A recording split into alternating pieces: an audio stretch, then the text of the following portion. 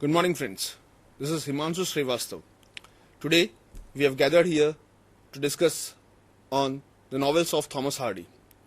We have two experts today in the studio.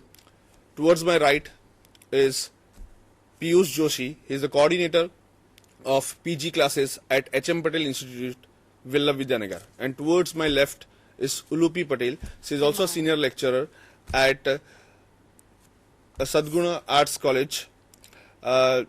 Without wasting much of the time, I'll just ask sir to discuss about the background of Thomas Hardy, and thereby we'll be focusing on the novels and different aspects of Thomas Hardy. Sir.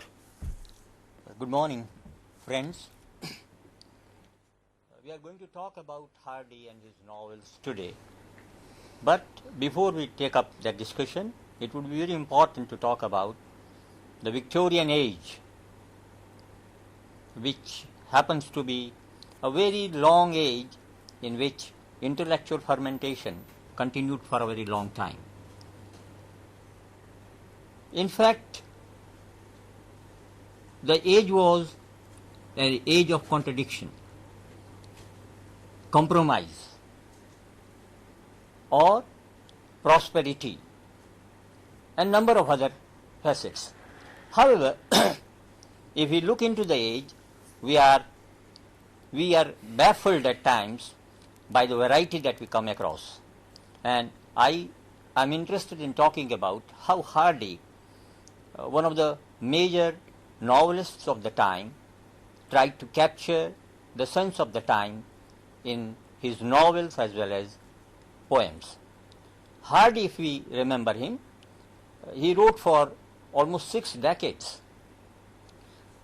He continued to write poetry, he continued to write novels, and the novels he wrote, but he was not very happy with his novels or fictions. He said that I am basically a poet, and he continued to write poetry for 6 decades, and the novels that he wrote continued to be written between 1874 to 1895.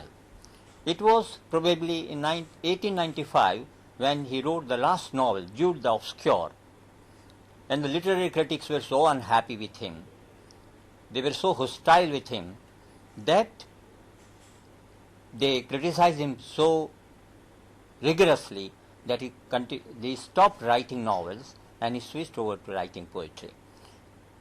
Today, in the modern times, people remember Hardy more as a poet than as a novelist. However, Hardy happens to be an interesting and very serious kind of a novelist, and therefore we need to look into his problems, the problems that he projects about the time. The time when we talk about is a wonderful time. It was the reign of Queen Victoria, who gave stability to the age. Stability brought prosperity. It was industrial revolution, prosperity of the rich people. It talked about several things. But Hardy basically was interested in a small section of society which he was trying to project. And Hardy basically, if you compare him with the stalwarts of his own times, such as Dickens, Thackeray, George Eliot, Matthew Arnold, Tennyson, Browning, he stands out because he has his own way of looking at life, which is basically different from others. And personally, if you ask me, I would say, friends, Hardy is a difficult novelist to be read. He is a challenge because he has in-depth study of human character, in-depth study of nature, and he talks about various facets of life. But before we enter into that, it would be very interesting to know what kind of age he was in. As I said, it was an industrial age, prosperity was there, urbanization was taking place, people felt that it was a period of transition and crisis, and therefore Matthew Arnold wrote in 1869 a text called Culture and Anarchy. He was worried about the society, that the society was moving into the direction of anarchy. And who could check this? and he advocated that good literature, good art should be there to check this. On the other hand, Browning remained a firm believer in God and the benevolent providence. He said that God is there in his heaven and therefore everything is right. On one hand, we have people like Browning who had complete faith in this God and the Almighty, omnipresent, omniscient, omnipotent God. On the other hand, people were shaken, or people's faith in God was shaken. It was just because Darwin's theory of Genesis and origin of species came in. It was with this book he shook the foundations of Christianity. The authority of church was challenged now. And look at the book. The book is Origin of Species. When he wrote, what was he doing? He just put forward a theory that man and ape have descended from the same ancestry. That means man is not created by God. Man is a product of evolution, natural process of evolution. And this man has not come all of a sudden on the scene. Now this was contradictory to the message given in the biblical myth of book of Genesis. There it was said that it was God who created things, it was God who created Adam, and for the recreation of the world, it was God who created even the woman. So Adam and Eve were the creations of God, and the book of Genesis proved to be wrong, and that's why people were baffled and people didn't know what to do. And that's why Hardy, as a man of science and technology or temperament, scientific temperament, also did not believe in the benevolent God. He had his own views. He felt that this God is ruled, this world is ruled by, or this universe is ruled by an immanent will. Some power is there, some energy is there which rules this whole thing, and this energy is not benevolent. It is rather malignant. It is indifferent.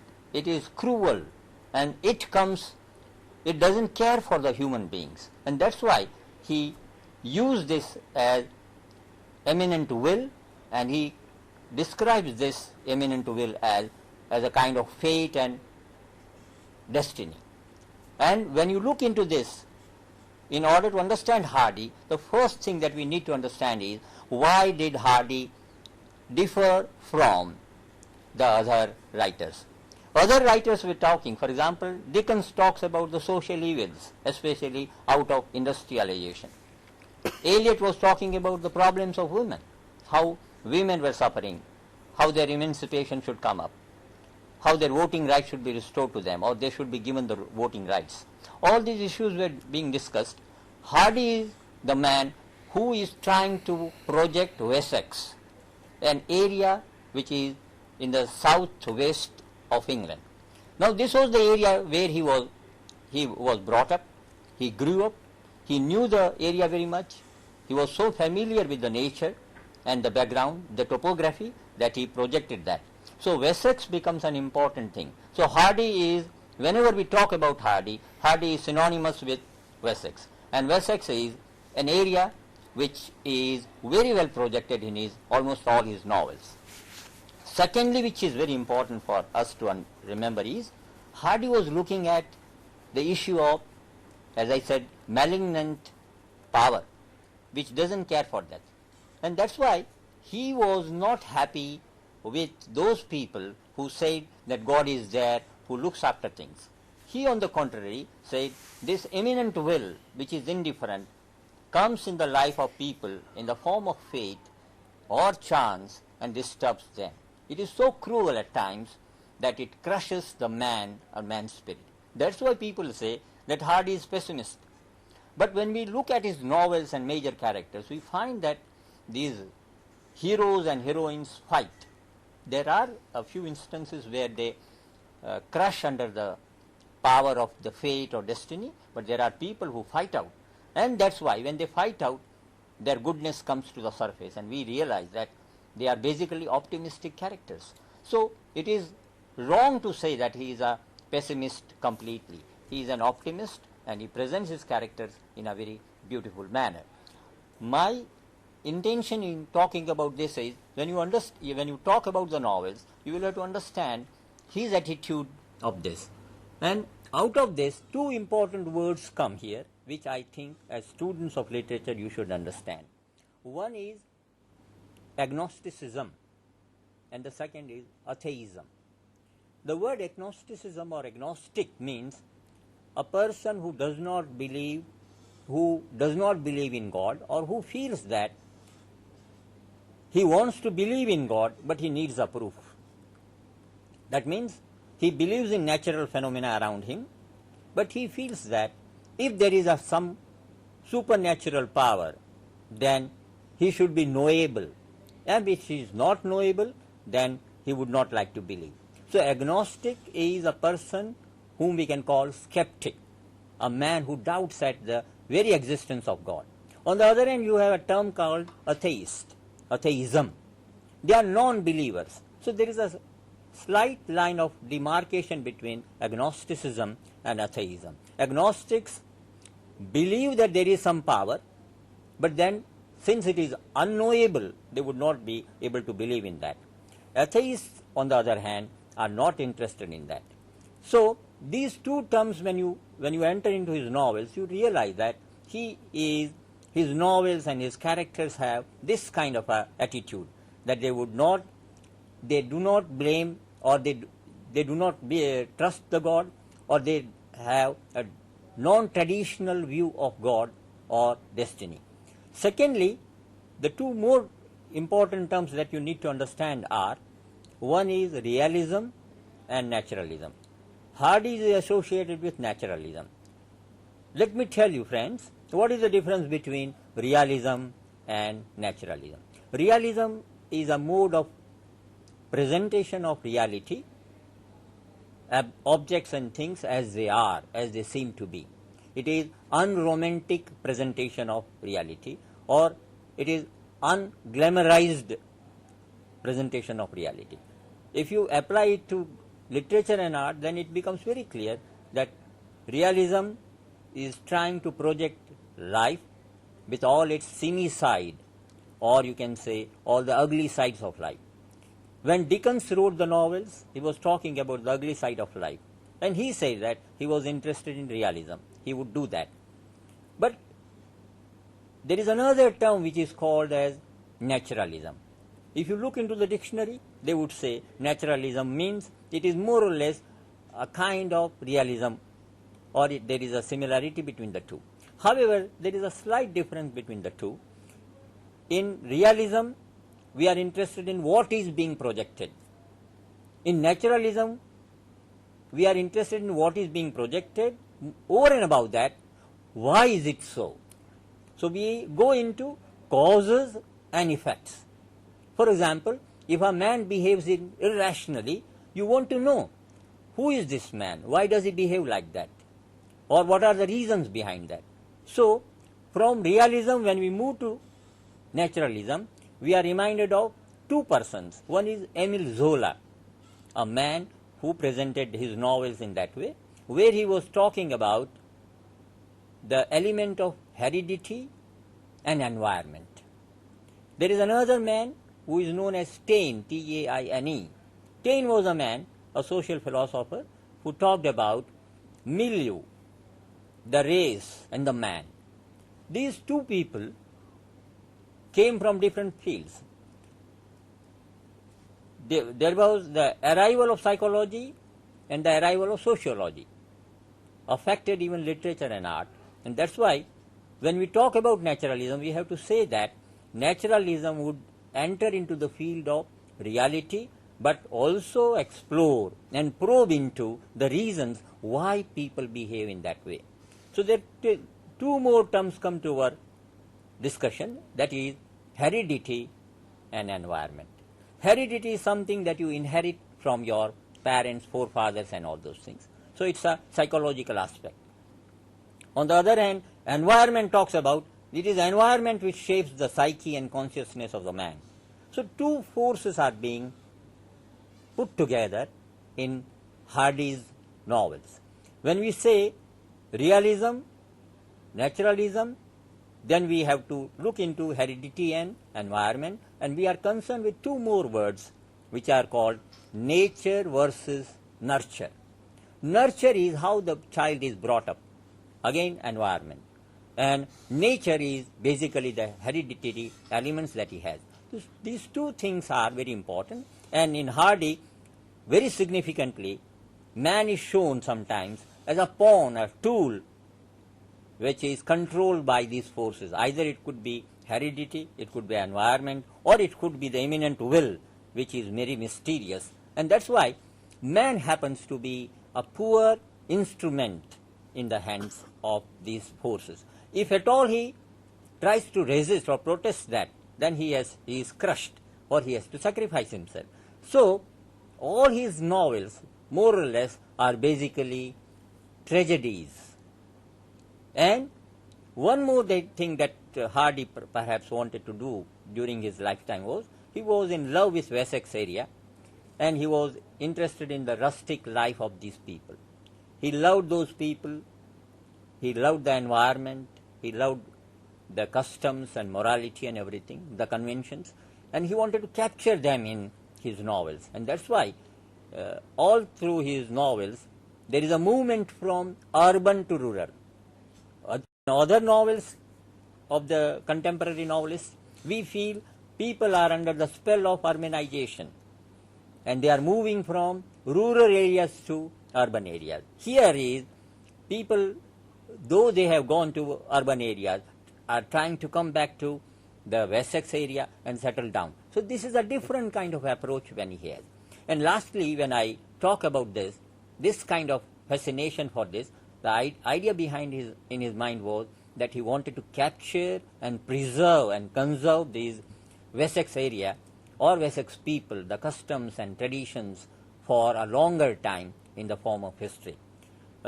Before I switch over to another thing, or before I ask my fellow professor to talk about this, I would just quote a poem wherein he talks about how fate and destiny, the blind force, handles man. It's a beautiful poem which talks about how human beings are treated by or projected here. It's a poem called At a Country Fair. It's a kind of a metaphor, and when you look into the poem, you would find that he's talking about how destiny or fate controls the human beings. The title of the poem is At a Country Fair, and the poem runs like this. At a bygone western country fair, I saw a giant led by a dwarf. At a bygone western country fair, I saw a giant led by a dwarf with a red string like a long thin scarf. The giant seemed unaware. So the man is a giant but being ruled by a small dwarf, and he is moving ahead in the guidance of that dwarf. And then I saw that the giant was blind. This is the problem. He is giant but he is blind. And then I saw that the giant was blind, and the dwarf, a shrewd-eyed little thing. The giant, mild, timid, obeyed the string as if he had no independent mind or will of any kind. Wherever the dwarf decided to go, at his heels the other trotted meekly, perhaps I know not, reproaching weakly, like one fate bade that it must be so, whether he wished or no. Various sights in various climes I have seen, and more I may see yet, but that sight never shall I forget, and have thought it the sorriest of pantomimes, if once 100 times. So here he is trying to project his philosophy of life, the doctrine that he was being fascinated by, and that was that this is how fate controls human beings. And there is always a clash between the fate and the individual will, and out of that there are tragic incidents and make the novels serious in tone and temperament. May I Yes, request my colleague?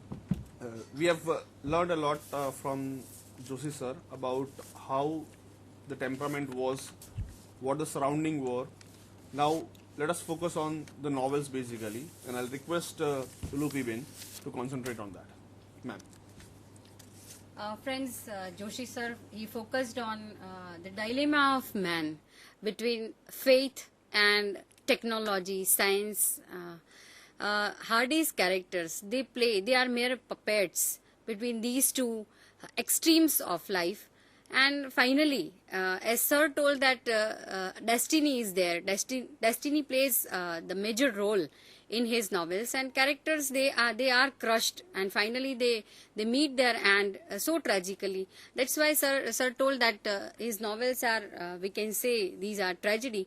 Look at the slide, friends. Hardy's novel, we can divide his novels into three different groups, and three major groups are there. The first is novels of character and environment, which are called Wessex novels, and the second is romances and fantasies, and the third is novels of ingenuity.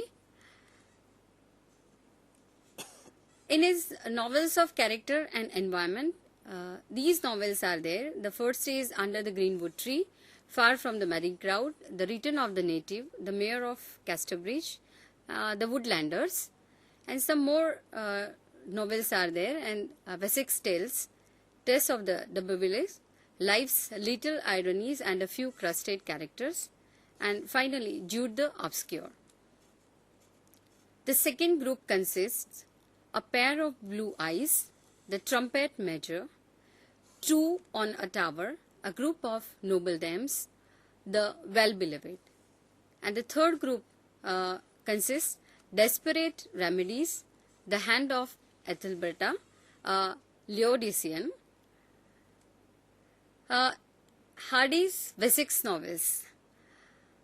Most of Hardy's Wessex novels provide a rich source of nature imagery, and we can see country life in the center of the novel, and we constantly feel a continuous relationship between natural beauties and man.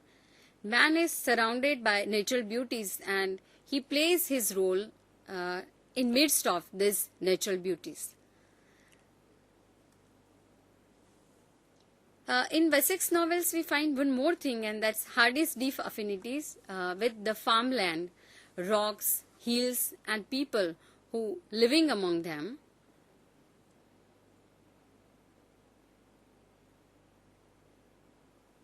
Here in the thin grasses, more or less coating the hill, were touched by the wind in breezes of differing powers and almost of differing natures, one rubbing the blades heavily, another racking them piercing, another brushing them like a soft broom. Say human being, we characters, we have different mentality, we have different behavior, we have different attitudes towards society, towards nature. And here Hardy has projected this, one rubbing the blades heavily, another racking them piercing, another brushing them like a soft broom. See, here we can see the reflection of human mind, human behavior.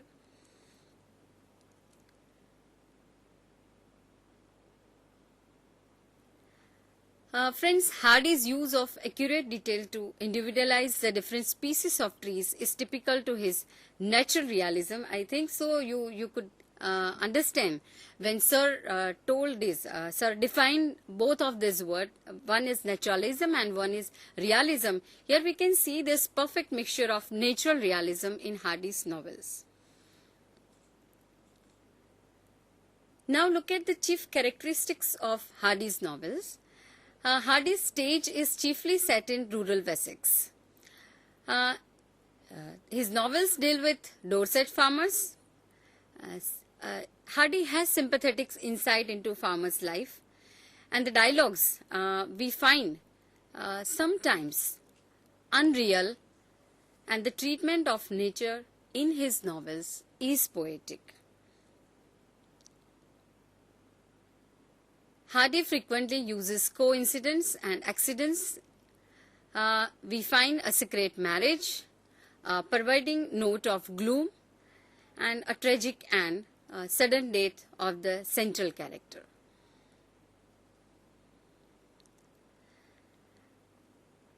Let us see the themes of Hardy's novels.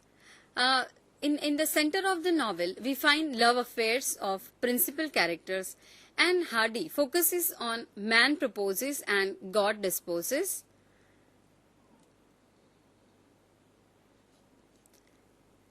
As Joshi sir told that it's very difficult to understand Hardy's novels or Hardy. So his plots are complex, but the plots are well knit. And these plots present the conflict between the old rural civilization and the new urban civilization. That was the worst effect of industrialization. We can say man was in the dilemma between these two extremes of rural civilization, the rural morals, and urban civilization.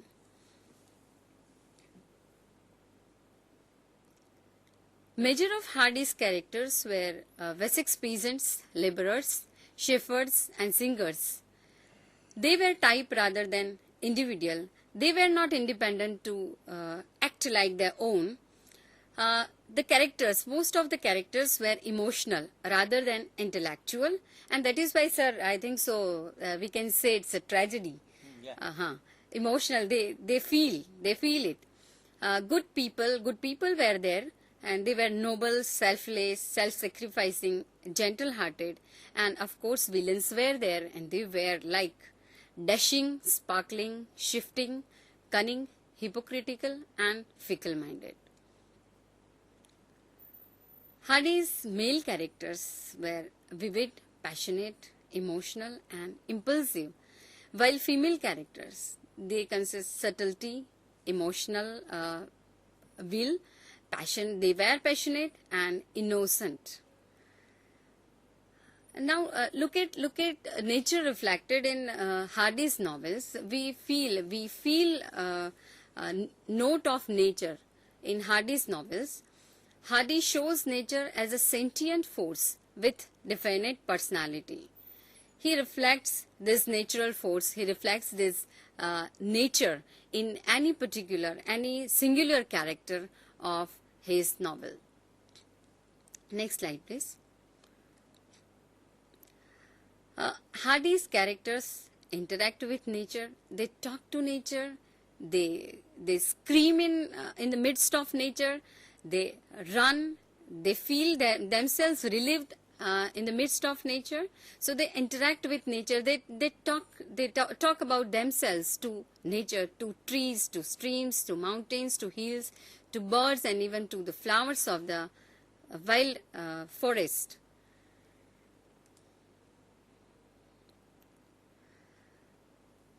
This is one point. Hardy's attitude towards nature was not Wordsworthian. Wordsworth worshipped nature. He loved nature, he worshipped nature, but Hardy's attitude towards nature was little bit different. And look at the next slide, please.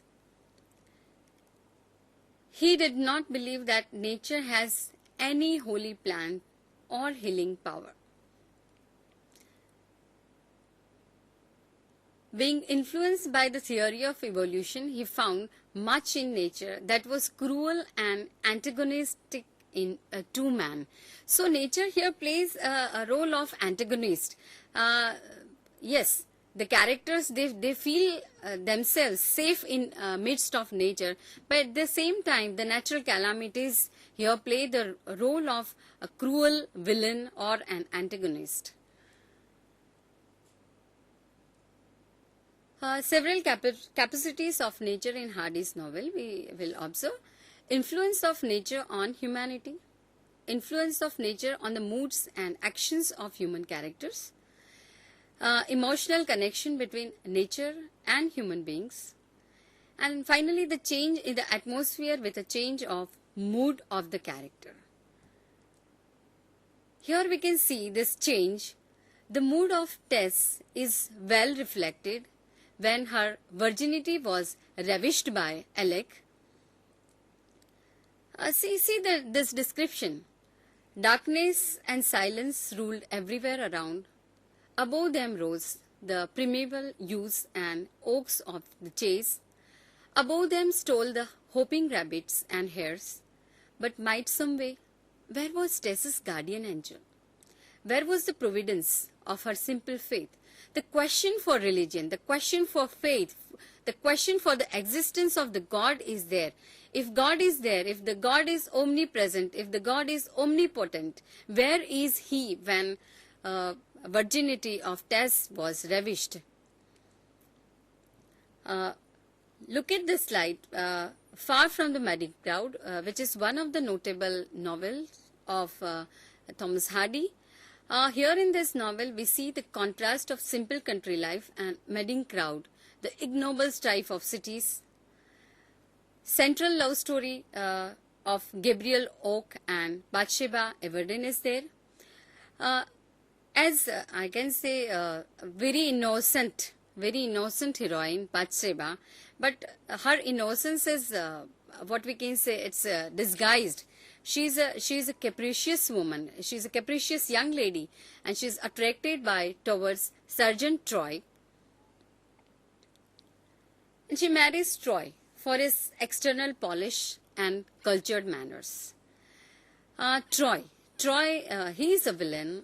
He's, we can say, he's not from the list of good characters.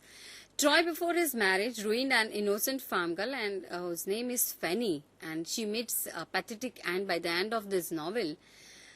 This man, Sergeant Troy, proves himself an irresponsible and unloyal husband, and Oak saves Bathsheba's farm during natural calamity. While Troy was drunken, he invited his friends, he invited the farmers to have drink on that particular farm on the day of particular auspicious festival, and he was drunken, and Oak saves at that particular time Bathsheba's farm during that natural calamity.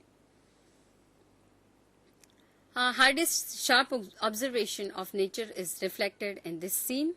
See, the night had a sinister aspect. The moon, as seen through these films, had a lurid and metallic look. The fields were sallow with impure lights. The same evening, the ship trailed homeward head to tail. The behavior of the rooks had been confused. Friends, let me tell you here something, that we suffered a lot during the earthquake of 2001. At that particular time, some animals, they show the symptoms, they show the signs of this earthquake, but we were not able to decode their language. And here, see, the sinister evening, the sinister night was there, and here the birds, the animals, they behave in such a way that they show some signals, they show some signs, they show some symbols of forthcoming event or forthcoming natural calamities. Here, the same evening, the ship trailed homeward head to tail, and the behavior of the rooks, it's a kind of crow. Rooks had been confused. The horses had moved with timidity and caution. Thunder was imminent. The thunder was coming, and Oak was enough sensitive to get the signals, and that's why he refused to Sergeant Troy to have drink with the farmers and laborers and with Troy, and he was an angel to save Bathsheba's farm at that particular evening. His next novel, Tess of the Beverleys. This novel is divided into 7 phases through which Tess passes. The maiden no more, the rally, the consequence, the woman pays, the convert, the fulfillment. These are the phases through Tess passes. Next slide, please. Tess here is described as a pure country girl. In Hardy's words, we can see her personality. For all her bouncing womanliness, you could sometimes see her 12th year in her cheeks, or her ninth sparkling from her eyes, and even her fifth would fill over the curves of her mouth. Now she was a pure country girl, quite innocent. Tess Durbeyfield is a poor country farm girl seduced by this we can say in a very short lines we can say this story about the novel. Tess Durbeyfield is a poor country farm girl seduced by the wealthy Alec de Bouvilliers, becomes pregnant and the child dies in infancy. Then Tess falls in love with Angel Clare, who marries her. When Angel Clare comes to know about Tess's past, he deserts her when Tess was in very happy mood, or she was feeling safe in hands of Angel. He deserts her and goes to Brazil. Once again, Tess becomes Alec's mistress. Angel returned from Brazil when he comes to know about the purity of this woman. She comes to she returns from Brazil and repents his harshness and finds Tess living with Alec. Tess kills Alec in desperation, arrested and hanged. Finally, as we told that the sudden death of the central character. And here nature reflected in this novel, and the description of the September evening when Tess goes to meet fellow workers just before sunset, when yellow lights struggle with blue shades in hair like lines, the innumerable winged insects dance in it. Next slide, please. Through this floating frosty debris of peat and hay, it's a stinking atmosphere mixed with the perspiration and warmth of the dancers and forming together a sort of vegeto-human pollen. Then that ecstasy, the dream began, in which emotion was the matter of universe and matter, but an adventitious intrusion likely to hinder you from spinning where you wanted to spin. And here spinning is cosmic dance of the dancers. This dance is cosmic two-step dance, and they are small spinning worlds themselves, the farmers, the laborers. Next slide, please. Nature reflected in the novel, Hardy's use of birds' imagery as symbol. Here we can say Tess breaks the neck of wounded and dying pheasant. She kills the birds tenderly. Why? For what reason? Tess, after separating from Angel, feels herself suffering. Evening sun was now ugly, like a great inflamed wound in the sky. Only solitary cracked-voiced reed sparrow greeted her from the bushes by the river in a sad machine-made tone, resembling that of a past friend whose friendship she had outworn. Here she remembers Clare, Angel Clare. She feels injustice, punishment, exaction, and death. Social law grinds down human spirit. That's what Tess' spirit was grind down, and relativity of sorrow with nature is there. Some criticism on Hardy. Rural backdrop is neither romantic nor idealized, overly pessimistic about humanity's place in the scheme of things, and as David Cecil said, in all his fiction, chance is incarnation of the benign forces controlling human destiny. Next slide, please. Hardy rested in peace on 11th of January 1928. This was an overall discussion on Hardy.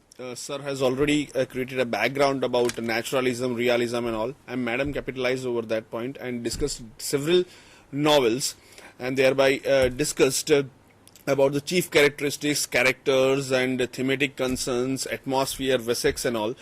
I'll just like Sir to conclude within 1 or 2 minutes. Sir. I'm very happy that she elaborated some of the novels.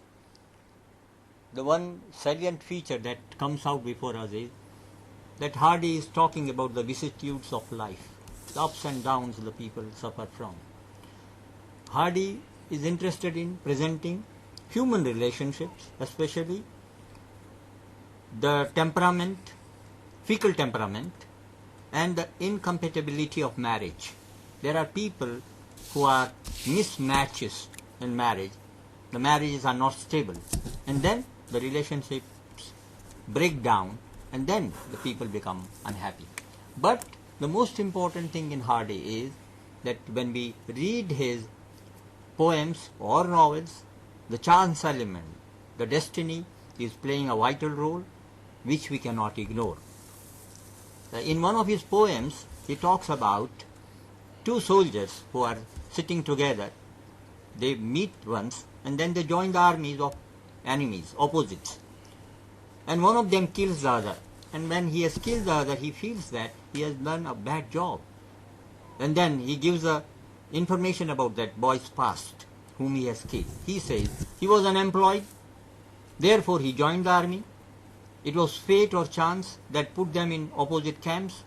Otherwise they could have sat together, enjoyed a drink and talked merrily. But this was not to happen because chance or destiny plays an important role. And that's why Hardy, as a novelist or as a poet, is talking about something that is very enigmatic and mysterious in life. Friends, I hope you have enjoyed the talk. More next time. Thank you. Thank you. Thank you.